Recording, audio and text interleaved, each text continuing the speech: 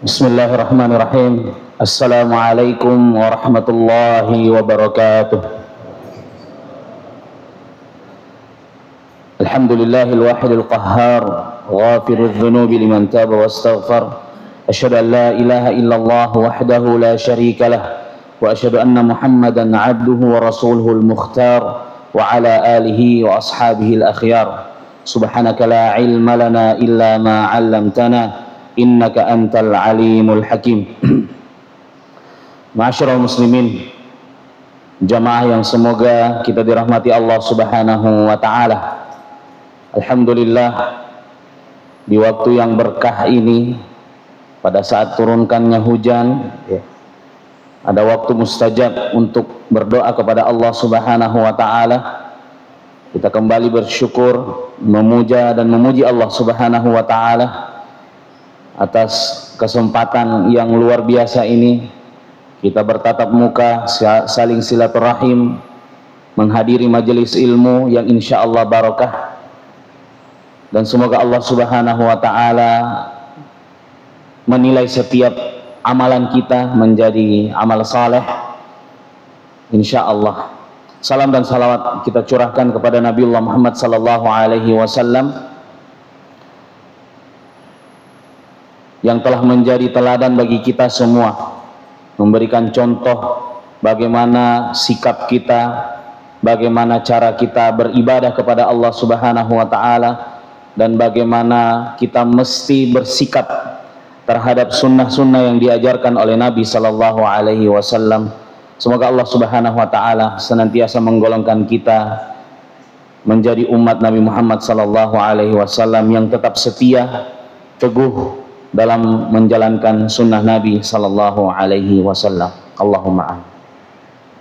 Ikhwatal iman, jamaah hadirin yang senantiasa berbahagia,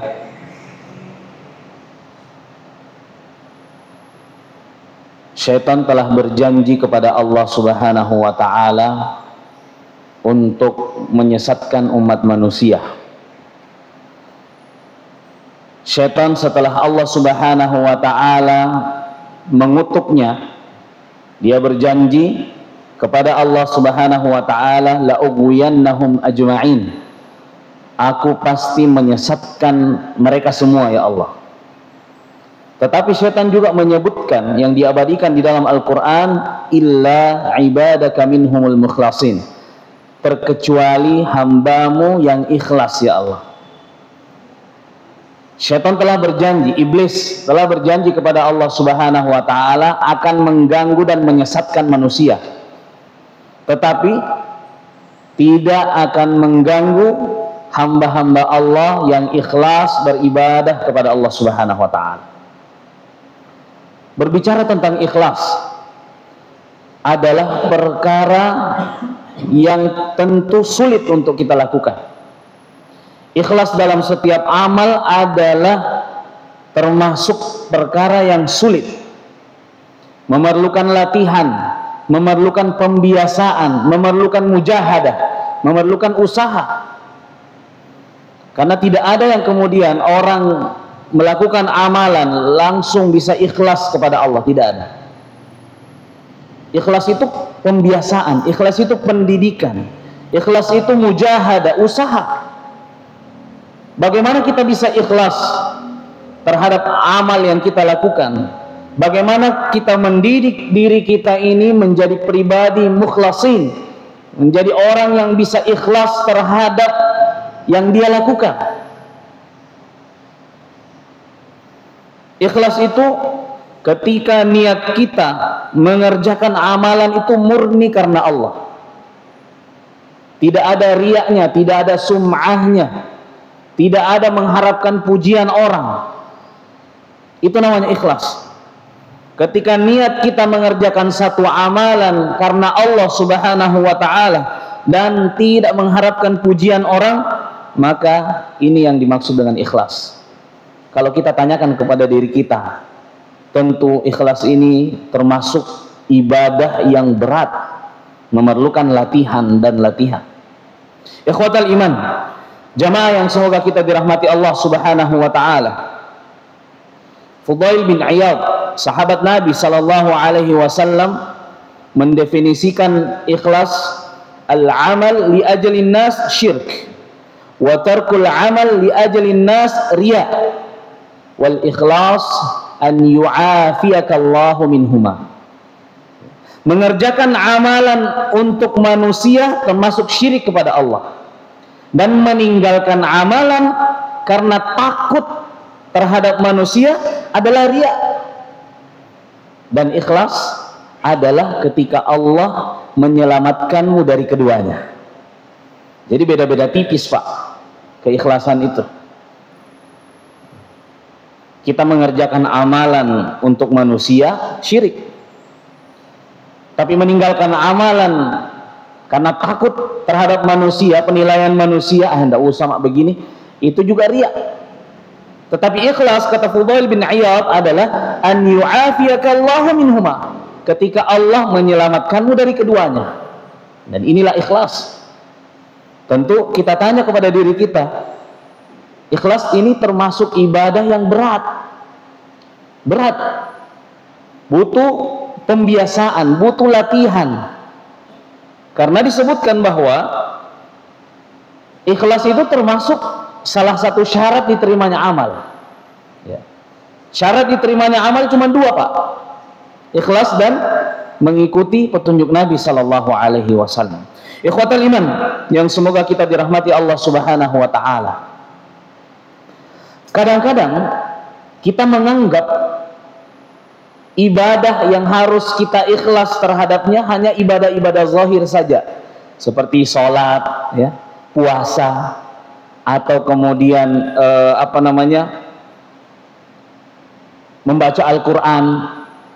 Kita menganggap bahwa ibadah-ibadah yang zahir seperti ini, yang sifatnya wajib ini, di situ harus ada ikhlas. Tetapi ini adalah salah satu pendapat yang keliru. Tetapi di amal-amalan yang lain seperti silaturahim, bermuamalah, memperbaiki hubungan dengan orang lain, di situ juga diperlukan bersikap ikhlas kepada Allah Subhanahu wa taala. Fal ikhlas wajibun fi jami'il ibadat. Karena ikhlas itu wajib di seluruh bentuk ibadah kepada Allah Subhanahu wa taala. Di mana kita niatkan satu perkataan, satu perbuatan untuk mengharapkan ridha dari Allah Subhanahu wa taala, maka di situ juga wajib kita ikhlas. Satu contoh misalnya, seorang suami kasih nafkah kepada istrinya. Banyak suami menganggap bahwa itu hanya pemberian biasa. Tidak perlu ikhlas, ini hakmu. Tetapi kalau kita menganggap bahwa itu adalah ibadah, ya, di mana-mana seorang suami ketika memberikan nafkah kepada istri dan anaknya, itu adalah ibadah kepada Allah Subhanahu wa taala, dan kita melatih diri untuk bisa ikhlas di hadapan Allah Subhanahu wa taala dengan amalan itu. Karena ikhlas itu adalah untuk melatih diri kita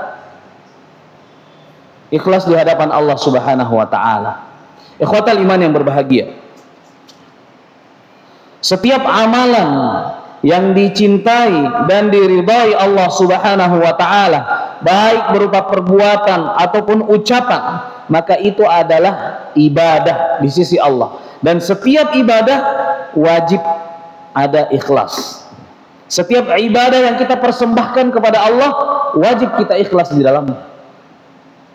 Karena tidak bisa kita memisahkan antara ikhlas dan mengikuti petunjuk Nabi sallallahu alaihi wasallam. Fudail bin Iyad, sahabat Nabi sallallahu alaihi wasallam, mengatakan tentang firman Allah Subhanahu wa taala, "Allazi khalaqal mauta wal hayata liyabluwakum ayyukum ahsanu amala." Yaitu Allah Subhanahu wa taala yang menciptakan kematian dan juga kehidupan, liyabluwakum ayyukum ahsanu amala, agar Allah mau menguji kita, siapa di antara kita yang paling baik amalnya. Allah menciptakan kematian dan kehidupan ini sebagai ujian, supaya Allah Subhanahu wa taala mau menilai dan melihat siapa yang paling baik amalnya, ahsanu amala, ya. Fudail bin Iyad menilai tentang firman Allah ini, ahsanu amala adalah akhlasuhu wa aswabuhu. Ahsanu amala, sebaik-baik amal itu adalah yang paling ikhlas dan yang paling benar. Faqalu, maka para sahabat mengatakan, ma akhlasuhu aswabuhu, apa itu amalan yang, apa maksudnya yang paling ikhlas dan yang paling benar? Ya. Apa yang paling ikhlas dan yang paling benar menurutmu? Maka dikatakan adalah, kalau engkau melakukan amalan ya, sudah ikhlas di hadapan Allah Subhanahu wa taala tetapi tidak benar, maka ini tidak diterima. Sebaliknya, kalau engkau melakukan amalan sudah benar tapi tidak ikhlas, ini juga tidak diterima oleh Allah Subhanahu wa taala. Wa idza kana shawaban wa lam yakun khalisan lam yuqbal. Kalaupun ibadahnya sudah benar sesuai petunjuk Nabi sallallahu alaihi wasallam tetapi tidak ikhlas mengharapkan pahala dari Allah Subhanahu wa taala, maka ini juga tertolak, tidak diterima. Hatta yakuna khalisan shawaban, sampai kemudian amalan ini orang yang mengerjakan itu ikhlas dan juga sesuai dengan petunjuk Nabi sallallahu alaihi wasallam. Wal khalis, orang yang ikhlas itu an yakuna lillah, yaitu mengerjakan amalan hanya untuk Allah Subhanahu wa taala. Was-shawab an yakuna ala sunnah, dan yang benar maksudnya di dalam perkataan Fudail bin Iyad ini adalah an yakuna ala sunnah, yaitu sesuai dengan petunjuk Nabi sallallahu alaihi wasallam. Ikhwatal iman yang semoga kita dirahmati Allah Subhanahu wa taala, mengapa perkara tentang ikhlas ini begitu penting? Karena jangan sampai kita melakukan satu amalan, satu perbuatan di hadapan Allah Subhanahu wa taala lantas kita tidak tahu apakah kita sudah ikhlas, apakah kita sudah menyerahkan semuanya di hadapan Allah Subhanahu wa taala, maka jangan sampai amalan kita sia-sia dan tidak diterima Allah Subhanahu wa taala. Wal iyadzu billah. Ikhwatal iman yang semoga kita dirahmati Allah Subhanahu wa taala. Pertanyaan selanjutnya, bagaimana cara kita melatih diri untuk bisa ikhlas dalam setiap amal kita? Apa saja kriteria, apa saja kiat-kiat yang harus kita tempuh supaya kita menjadi orang yang ikhlas terhadap semua amalan yang kita lakukan? Ini penting. Apa saja yang harus kita lakukan agar kita digolongkan sebagai mukhlasin, orang yang banyak ikhlasnya terhadap amal yang dia persembahkan di hadapan Allah Subhanahu wa taala. Yang pertama adalah berdoa. Kita sadar, Pak, bahwa kita manusia lemah. Kita membutuhkan pertolongan Allah. Kita membutuhkan hidayah dari Allah. Kita membutuhkan petunjuk dari Allah Subhanahu wa taala. Kita butuh doa. Karena hidayah ada di tangan Allah. Karena hati kita ini yang mengendalikannya adalah Allah. Kita punya hati tapi kita tidak punya hak untuk mengendalikan hati kita. Allah Subhanahu wa taala berfirman, Allah lah yang wa'lamu anna Allah yahulu bainal mar'i wa qalbihi. Ketahuilah sesungguhnya Allah yang menghalangi antara seseorang dengan hatinya.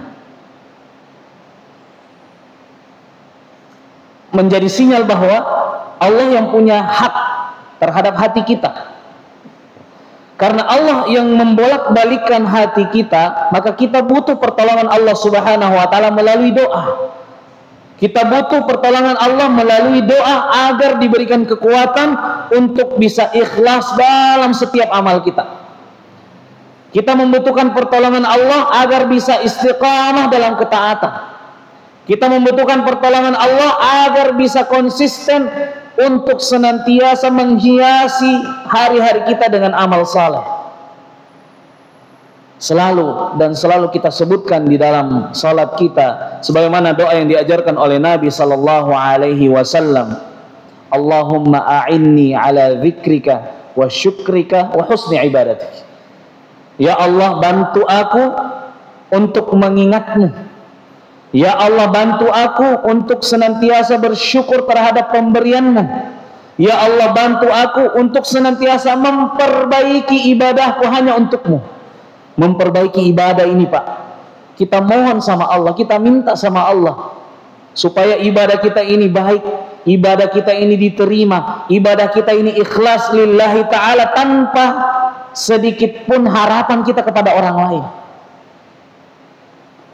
Karena kalau boleh kita jujur, masih seringkali kadang-kadang kita berbuat, masih ada terlintas untuk mendapatkan pujian orang, masih ada rasa yang terlintas untuk diperhatikan oleh orang.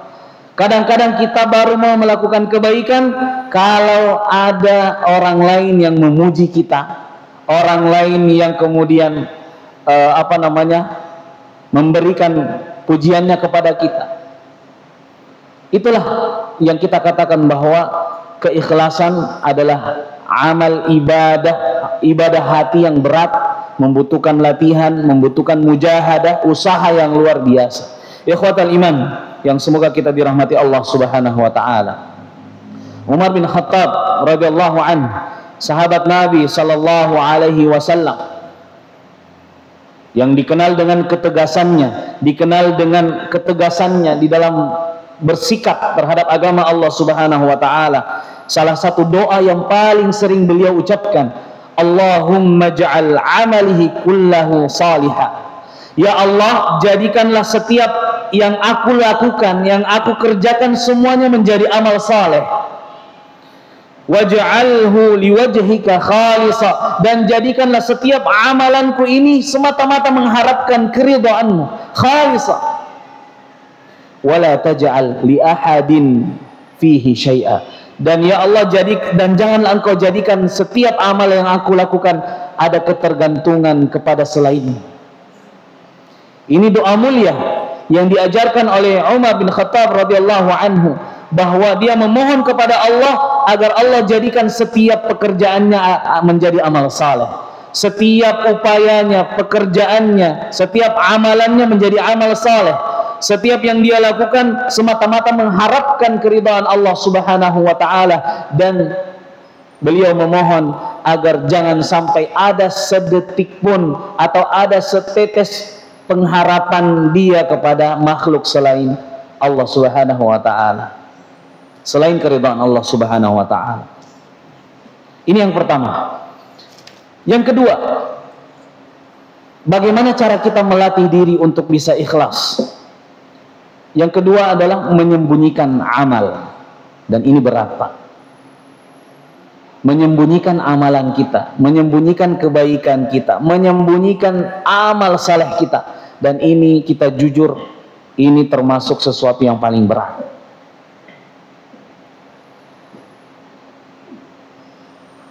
Kenapa demikian? Karena banyak orang, tak terkecuali kita pun, bersemangat melakukan kebaikan kalau dilihat orang lain, bersemangat untuk bersedekah kalau diumumkan namanya, bersemangat untuk melakukan kebaikan kalau orang lain semuanya melihat. Dan ini berat. Tetapi menyembunyikan amal ini, semakin rahasia amal kita, semakin rahasia perbuatan baik kita, semakin rahasia amal saleh kita, maka semakin dekat untuk menuju keikhlasan, semakin dekat untuk diterima amal tersebut. Orang ikhlas itu orang yang suka menyembunyikan kebaikannya. Orang ikhlas itu orang yang senantiasa bagaimana supaya orang lain tidak tahu kebaikannya. Dalam hadis Nabi SAW ada 7 golongan, sab'atun yudhilluhumullahu fi dhillih yauma la dhilla illa dhilluh. 7 golongan yang akan dinaungi oleh Allah Subhanahu wa taala di hari tidak ada naungan kecuali naungan Allah Subhanahu wa taala. Di antaranya wa rajulun tasaddaqa bi sadaqatin fa akhfaha, hatta la ta'lam shimaluhu ma tunfik yaminuh. Seseorang yang menginfakkan hartanya lalu menyembunyikannya, merahasiakannya, tidak memberitahu orang lain. Sebagaimana disebutkan Nabi sallallahu alaihi wasallam, hatta la ta'lam shimaluhu ma tunfik yaminuh. Sampai tangan kirinya sendiri tidak tahu apa yang diinfakkan oleh tangan kanannya. Saking rahasianya. Saking rahasianya. Semakin rahasia amalan kita, semakin rahasia perbuatan baik kita, maka itu akan lebih cenderung diterimanya dan lebih cenderung melatih diri kita untuk ikhlas kepada Allah Subhanahu wa taala. Namun kalau kita katakan kepada pribadi kita, ini termasuk perkara yang sulit sekali. Ya. Apatah lagi di zaman sekarang kita lihat banyak dosa yang kita lihat dan kita saksikan di media sosial, dan salah satu bentuk perlawanan terhadap dosa tersebut adalah bagaimana kita menampakkan kebaikan-kebaikan untuk melawan kemungkaran-kemungkaran tersebut. Lagi-lagi keikhlasan itu adalah ibadah hati yang memerlukan latihan dan mujahadah untuk senantiasa melatih diri ikhlas kepada Allah Subhanahu wa taala. Bishr Al-Harith, seorang ulama, seorang dari kalangan tabi'in, mengatakan la ta'mal lituzkar. Jangan engkau beramal, jangan engkau melakukan satu amalan untuk disebut-sebut, untuk diungkit-ungkit, untuk selalu diingat kebaikannya. Uktumil hasanah kama taktumus sayyi'ah. Ya. Sembunyikanlah kebaikanmu sebagaimana engkau menyembunyikan kesalahanmu. Sebisa mungkin kita sembunyikan kebaikan sebagaimana kita sembunyikan keburukan. Dosa, keburukan yang kita lakukan kita tutup rapat-rapat, kalau bisa tidak ada orang yang tahu. Begitu pula dengan kebaikan yang kita lakukan. Sebisa mungkin, serahasia mungkin untuk melatih diri kita menjadi mukhlasin, menjadi orang ikhlas, mempersembahkan ibadahnya ikhlas kepada Allah Subhanahu wa taala. Ikhwatal iman yang semoga kita dirahmati Allah Subhanahu wa taala. Yang selanjutnya, bagaimana cara kita mendidik pribadi kita menjadi orang ikhlas terhadap setiap perbuatan kita. Yang ketiga,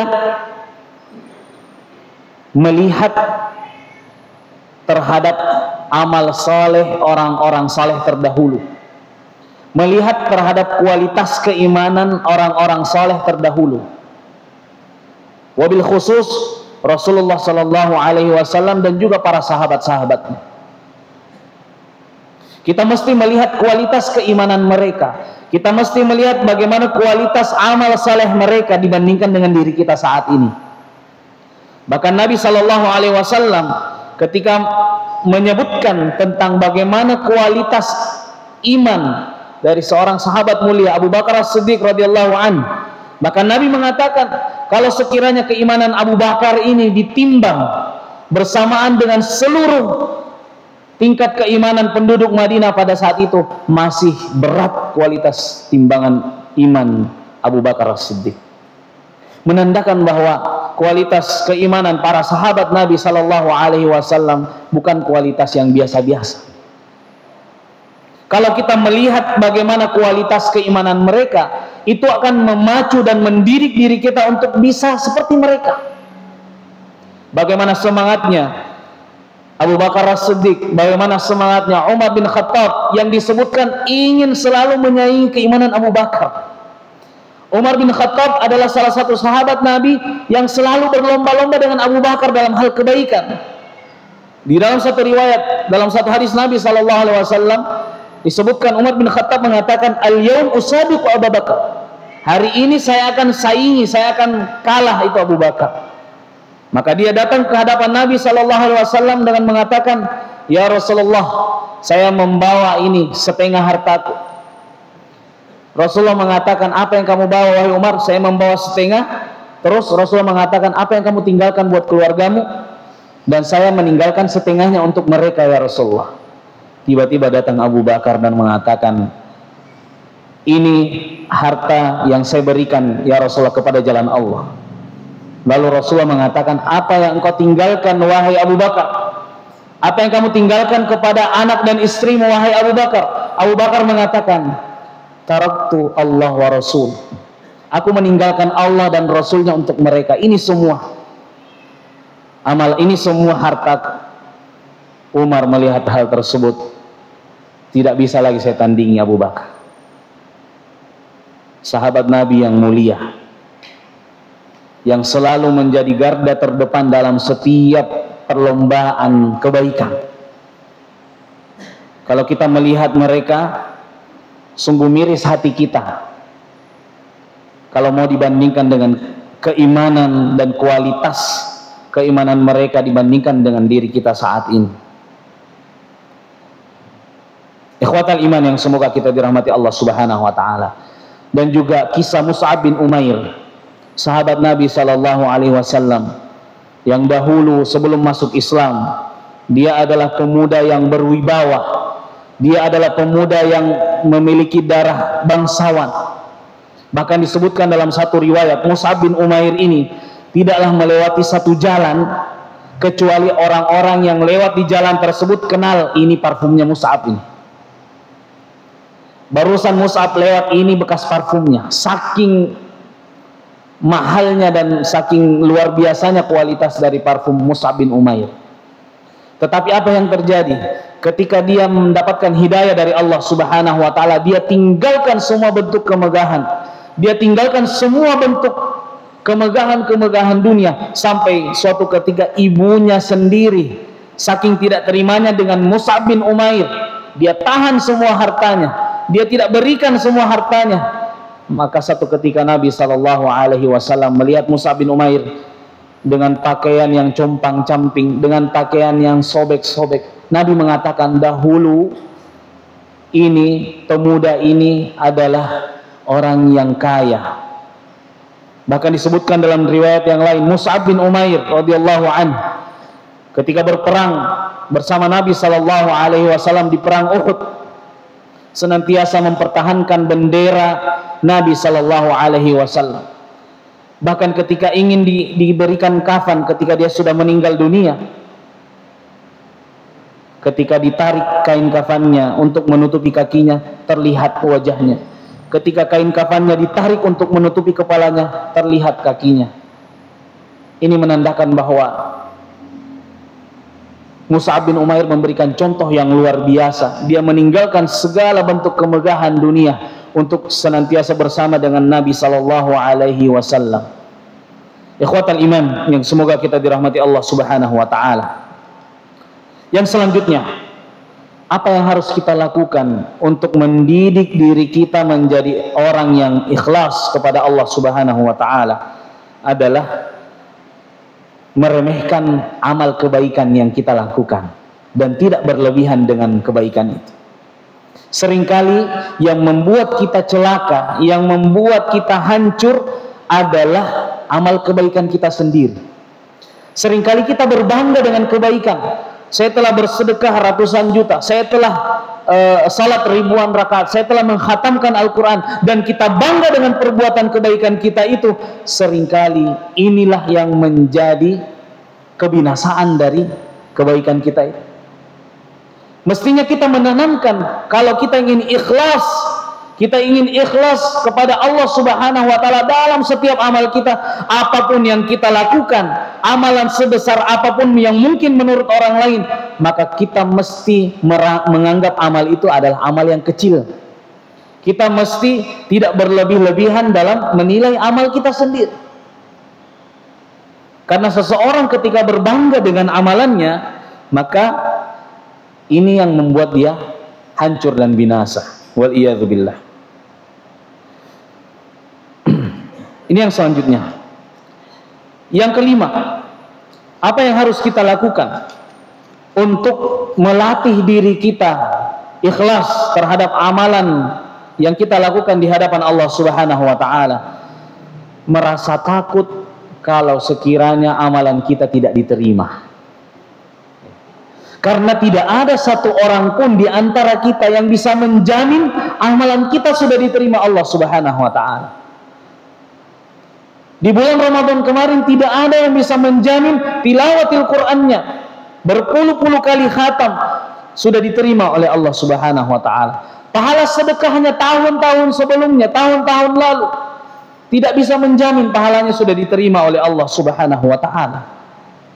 Maka mesti kita merasa khawatir, merasa takut kalau sekiranya amal kita ini belum diterima oleh Allah Subhanahu wa taala. Kalau sudah ada perasaan yang demikian, ini akan memicu dan mendidik diri kita untuk senantiasa menjadi orang yang ikhlas terhadap setiap amal kita di hadapan Allah Subhanahu wa taala.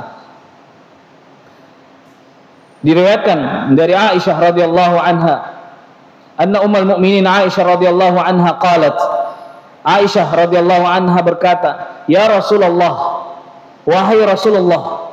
Lalu kemudian Ibunda Aisyah menyebutkan firman Allah Subhanahu wa taala, "Walladzina yu'tuna ma ataw wa qulubuhum wajilah annahum ila rabbihim raji'un."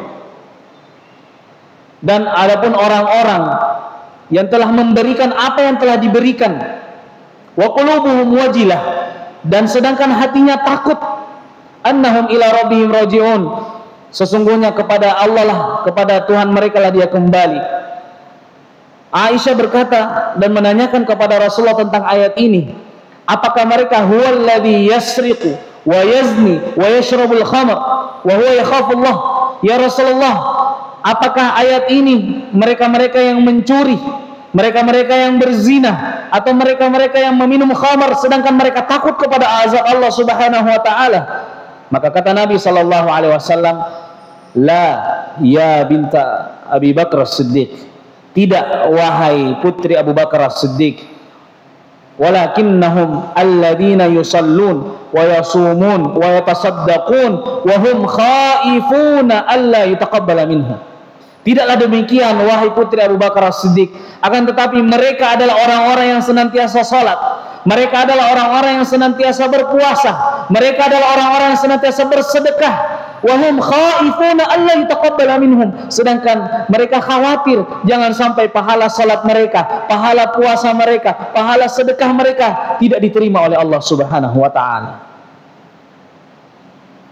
Kita mesti merasa takut, merasa khawatir jangan sampai amal yang berpuluh-puluh tahun saya usahakan, amal soleh yang berpuluh-puluh tahun saya perjuangkan tidak diterima oleh Allah Subhanahu wa taala, wal iyadzu billahi min dzalik. Karena kita belum mengetahui ada amalan kita yang diterima oleh Allah, maka mesti kita khawatir dan selalu membersamai amalan-amalan kita dengan amal yang saleh dan amalan yang ikhlas di hadapan Allah Subhanahu wa taala. Keikhlasan itu butuh perjuangan. Ikhlas itu butuh mujahadah, butuh latihan. Karena jangan sampai kemudian kita termasuk orang, kalau begitu saya tidak usah sholat, kalau begitu saya tidak usah bersedekah, kalau begitu saya tidak usah membaca Al-Quran, kalau hatiku tidak bisa ikhlas. Bukan seperti itu. Tetapi kita mesti mengupayakan diri kita, memaksa diri kita untuk tetap salat berjamaah, untuk tetap bersedekah, untuk tetap tilawatil Quran, untuk tetap tersenyum di hadapan orang yang mungkin menyakiti kita. Karena itu adalah sarana-sarana latihan untuk bisa ikhlas mempersembahkan amal kita di hadapan Allah Subhanahu wa taala. Ikhwatal iman yang berbahagia. Ini yang kelima. Yang selanjutnya, yang keenam, untuk melatih diri kita bisa ikhlas terhadap amalan yang kita lakukan, tidak terpengaruh oleh pujian orang lain, tidak terpengaruh oleh pujian orang lain. Kenapa? Karena pujian ini adalah ujian, Pak. Karena tidak semua orang yang memuji kita betul-betul memuji. Kita tahu, mungkin ada orang yang memuji kita mungkin karena modus, ada maunya. Ada yang memuji kita tidak tulus dari hatinya. Pujian ini adalah fitnah, adalah ujian dari Allah Subhanahu wa taala.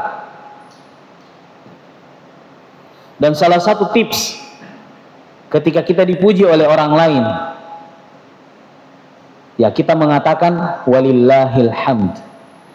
dan milik Allah lah segala bentuk pujian. Ketika ada orang datang, Pak, dia puji Ki misalnya, wih bagusnya mobilnya, bagusnya rumahnya, bagusnya pekerjaannya, kedudukannya dan lain sebagainya, kita katakan walillahil hamd. Hanya Allah, hanya milik Allah segala bentuk pujian.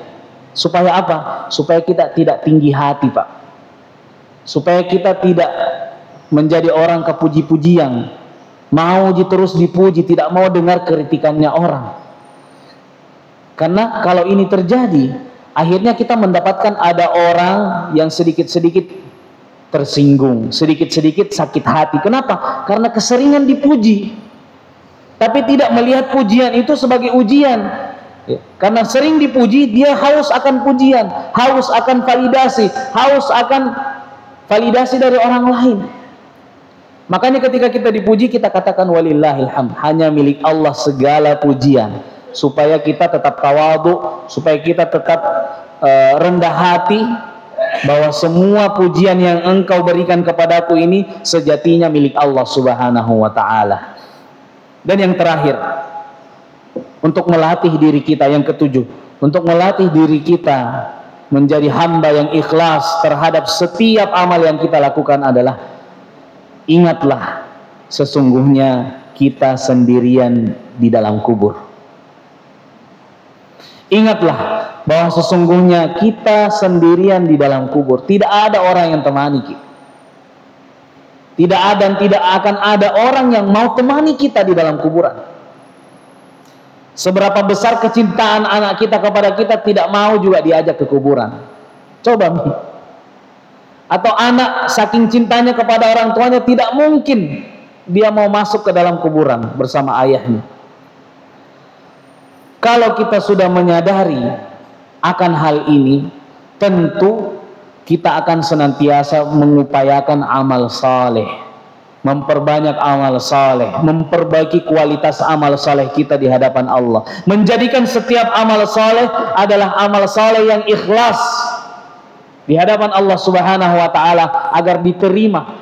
Karena sejatinya amal saleh inilah yang akan menemani kita di alam kuburan. Ikhwatal iman yang semoga kita dirahmati Allah subhanahu wa ta'ala.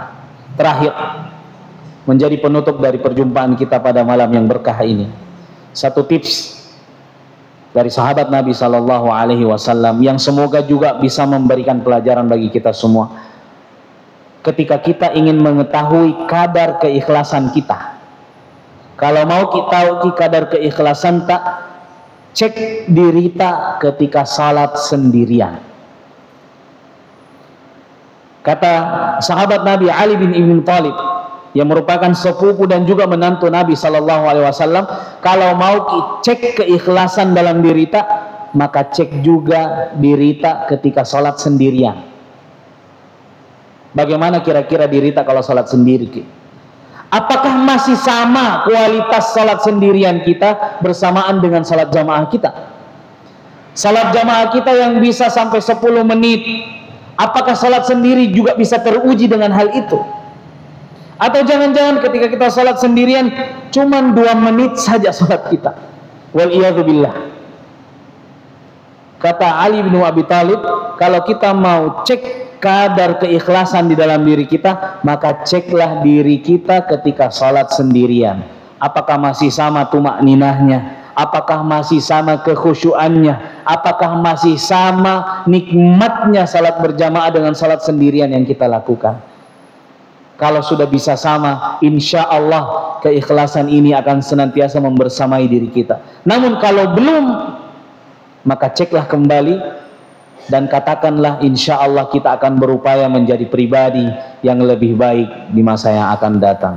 Semoga Allah subhanahu wa ta'ala senantiasa mencatatkan amal saleh kita menjadi amal yang ikhlas kepada Allah subhanahu wa ta'ala, sebagaimana yang disebutkan oleh doa Umar bin Khattab radhiyallahu anhu. Akhir kata, marilah kita berdoa kepada Allah subhanahu wa ta'ala, semoga Allah senantiasa membersihkan kerak-kerak dosa di dalam hati kita. Semoga Allah subhanahu wa ta'ala senantiasa menjadikan kita sebagai hamba yang ikhlas terhadap setiap amal yang kita lakukan, agar senantiasa amalan kita diterima oleh Allah Subhanahu wa taala. Allahumma inna nas'aluka ridhaka wal jannah wa na'udzu bika min sakhatika wan nar. Allahumma inna nas'aluka ridhaka wal jannah wa na'udzu bika min sakhatika wan nar. Ya rabbana lakal hamdu kama yanbaghi li jalali wajhikal karim wa 'azimi sultanik. Ya rabbana lakal hamdu hatta tardah wa lakal hamdu idza radita wa lakal hamdu ba'da ridha. Allahumma ati nufusana taqwaha wa zakkiha anta khairu man zakkaha anta waliyuha wa maulaha birahmatika ya arhamar rahimin. Allahumma istajib du'aana, Allahumma istajib du'aana, Allahumma ansur ikhwanana al-muslimina fi kulli makan birahmatika ya arhamar rahimin. Rabbana la tuzigh qulubana ba'da idh hadaytana wa hab lana min ladunka rahmah innaka antal wahhab. Allahumma ja'alna minal mukhlasin, Allahumma ja'alna minal mukhlasin, Allahumma ja'alna min ibadikas salihin. Ya Rabbana lakal hamdu hatta tarda wa lakal hamdu idza radita wa lakal hamdu ba'da ridha. Wa akhiru da'wana anil hamdulillahi rabbil alamin. Hadanallahu wa iyyakum ajma'in wal 'afwu minkum. Wassalamu alaikum warahmatullahi wabarakatuh.